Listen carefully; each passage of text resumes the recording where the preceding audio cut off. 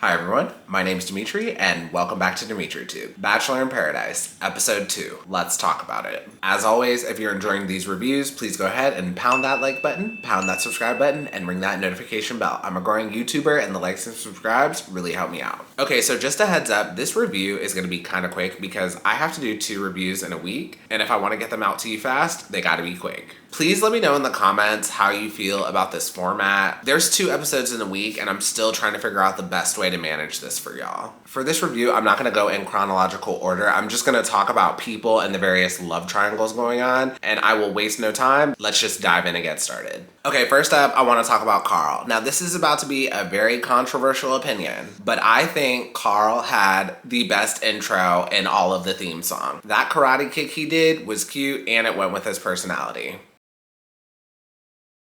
So the episode starts and Demi enters paradise, and I've said this before, I do not like Demi. And right from her entrance, she tells David Spade, I'm interested in men and women, but here I'm interested in dudes. Now, this is just my opinion. Feel free to disagree with me in the comments, but I don't think Demi is bisexual or pansexual at all. I think she's just saying that for clout. Because if Demi was truly interested in both men and women and she wanted to give both men and women a chance, she wouldn't have gone on this show. So the fact that she walks in and immediately announces she's only interested in the dudes, that shows me that she only said that previously for clout. Now, that may not sound PC or whatever, but I don't care. Drag me in the comments. Anyways, moving on. So Demi enters paradise and she's flirting with different guys, trying to figure out who she's interested in. Now, this whole scenario is just weird, and it's part of the reason I'm not the biggest fan of Paradise. So the whole cast is watching Demi's every move just to see who she flirts with, and it's weird. And just the way Paradise is set up, Demi basically has to take someone's man or take a guy who's already shown interest in someone else. And that's just the way the game goes. So Demi ultimately chooses Brendan to go on a date, and they ride jet skis and kiss at the end. And at this point, Natasha is completely spiraling and she decides to chill by herself because she does not want to spread her negative energy that she's feeling from Demi taking Brendan on a date. At the end of Brendan and Demi's date, Brendan ends things and he says, by the way, this is like a Cliff's Notes version of what he said. I think you're amazing and beautiful, and I had an amazing time, but I talk to other girls and have formed things with other girls, and we're gonna talk to people on other dates and see if our paths cross again on this journey. So Brendan was clearly trying to end things with Demi, but at the same time, he was also trying to protect his nice guy image. And personally, I think he should have been more direct with Demi. I really didn't like that he was beating around the bush like this. And Demi was hurt, but that's the way Paradise goes. So Demi responds and says, I take you on this jet ski date, we spent all this time together, and then you reject me. And I'm pretty sure she said that in a confessional. So I hated that. Demi was very much acting like Brendan owed her something, and he didn't. You two went on a date, and he was not feeling you. That's the end of that story. That's just the way dating goes. And just 2 things I want to say about this. Demi was very much acting like she had never been rejected before. Also, it is abundantly clear that Demi is just there to start drama. So then later on in the episode, Demi talks to a few of the girls and talks about how she's upset that Brendan rejected her, and she automatically accuses him of being a player. The girls co-sign with Demi, and they also bring up the rumor that he's talking to Piper from Matt James's season. Now, first of all, it is crazy that after Demi got rejected, she immediately jumps to the conclusion that Brendan must be a player. Second thing, it is low-key kind of disrespectful that Natasha is not one of the conclusions that these women reached. Brendan has been spending time and hanging out with Natasha, and the girls immediately jump to the conclusion that he's a player, or he's more interested in Piper, who's not even on the show. They don't even bring up the possibility that he's possibly interested in Natasha, and that's the reason he rejected her. And low-key, that is super disrespectful to Natasha. So after that, Brendan and Demi have some one-on-one time, and Brendan admits that he was talking to Piper before the show, and he showed interest in her. Demi responded to Brendan and said he wasted her time and that he's teasing her, and this is another perfect example of why I do not like Demi. Demi did the exact same thing last season. Demi showed interest in Derek when she was in Paradise, but she was dating a woman back at home outside of Paradise. Like, Demi is very much coming off as a hypocrite because if she does it, it's okay. But then if Brendan does it, it's not okay. And he's teasing her and wasting her time. And just one last thing I want to say about this love triangle. So later on in the episode, Natasha confronts Brendan about this whole situation. When Natasha spoke to Brendan, she handled the situation very well. To me, Brendan did not handle the drama well, but he handled it good enough to not look bad. Also, I said in the first review, I think Brendan is there to further his modeling career, and the fact that it's rumored that he's dating Piper further proves my theory. The next couple I want to talk about is James and Victoria P. So in the episode, they both claimed that they were making a connection, but it very much seemed like, to me, James was only trying to make a connection because there was no one else that he was really interested in. And it goes both ways because Victoria didn't seem very interested in him either. It seemed like she just wanted a rose, so she faked interest. And she couldn't even remember the man's first name, which is so disrespectful. How do you forget my baby James's name? And then later on in the episode, Victoria P and James have a conversation together, and their conversation is so weird. Victoria is asking him about whether he uses the bathroom inside or outside. Next, we get a one-on-one date with Jessenia and Ivan. For their date, they both get to have drinks on top of the water. This was a really cute date and the scenery was gorgeous. During the date, Ivan tells Jessenia that he's just comfortable with her. Jessenia tells Ivan that she really liked how Ivan opened up during Tayshia's season, and she goes on to tell him that the drama and the aftermath of Matt James' season overshadowed her experience on the show. She also tells Ivan that she likes the fact that he's not afraid to have these tough conversations. Now, I'm really not seeing a connection between these two. I honestly think Jessenia had more of a connection with Matt James than she does with Ivan. This conversation very much seemed like two friends just talking about the difficulties of navigating Hollywood. Also, even if Jessenia and Ivan were falling for one another, they are so boring together and not interesting to watch on television.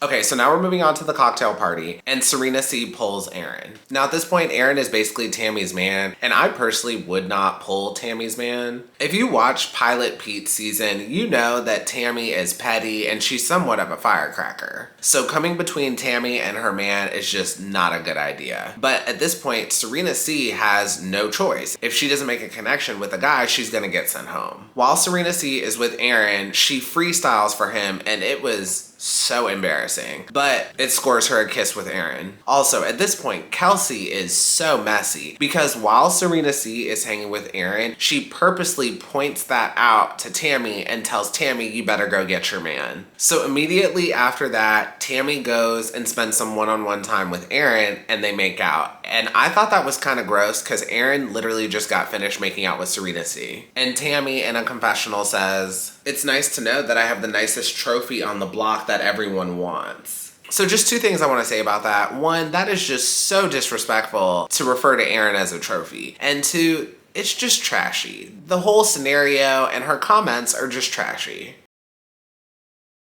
Next, we're going into the Tammy and Victoria P drama. So somewhat earlier in the episode, Tammy in confessional says that Victoria P is manipulative and that she has a boyfriend back home in Tennessee. Now, my baby James has shown interest in Victoria P, so Tammy decides to tell James about the rumors she heard. Now, first of all, the start of this whole scenario was weird because why does Tammy care if Victoria P is being manipulative? What Victoria P is potentially doing does not affect Tammy, so I really don't understand why she cares. The only possibility that I can think of is that Tammy is interested in Aaron, and one of Aaron's besties is James. So maybe that's why she cares. But even that seems like a stretch. Second thing, I hate when they do this on reality TV, when they bring rumors and gossip from outside of the show and then they bring it onto the show. And the reason I hate this is just because you can't tell who's telling the truth or who's lying because none of it was caught on camera. So next, James pulls Kelsey to ask her more about Victoria P. While Kelsey is talking to James, Kelsey says that her and Victoria P are friends. Kelsey also tells James that Victoria P was dating someone back at home in Tennessee before she got on the show. Now, if Kelsey and Victoria P were really friends, Kelsey would not be throwing Victoria P under the bus like this. And for that, Kelsey is my next not here for the right reasons of the season.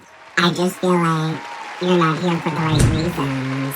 So James confronts Victoria P about the situation, and of course she denies it. And immediately after, Victoria P confronts Tammy and Kelsey. So right from the jump, Victoria asks if they're friends, and Tammy immediately gets defensive, which is a clear indicator that she's wrong. And Tammy says, I know we're friends, but I'm gonna call out people on their BS. But Tammy did not call out Victoria. She gossiped behind Victoria's back to James. Also, Tammy says that her and Victoria P are friends. But then in the confessional, Tammy called her manipulative and says she's there for an agenda. Friends do not talk behind each other's backs like that. Y'all, I don't like Tammy. She's just a little too messy for me. For this argument, I am definitely team Victoria P. Regardless of what Victoria P was doing, Tammy and Kelsey were being fake as hell. So I gotta be team Victoria P. So after that, Victoria P walks away from her relationship with James and decides to leave Paradise. And I was fine with that because Victoria was not into James or any of the other guys anyway. But I will say, this made her look a little guilty.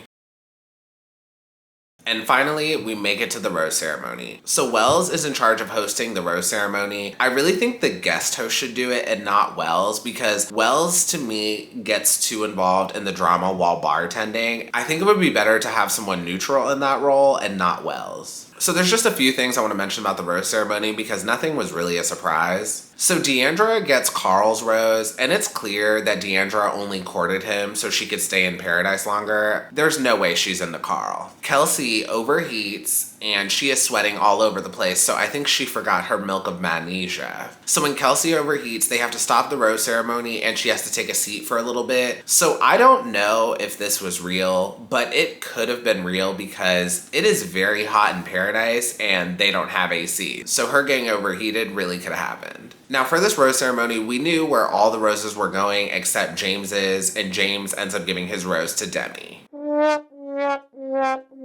I was so annoyed. It was clear James gave his rose to Demi because production wants to keep Demi for the drama, but I am so over Demi at this point. I actually kind of wish Kelsey got the rose because I do think that she deserved more of a chance. And that is the end of the episode and all I have for you today. If you enjoyed this review, please go ahead and pound that like button, pound that subscribe button, and ring that notification bell, and I will see you all next time. Have a good one. Bye.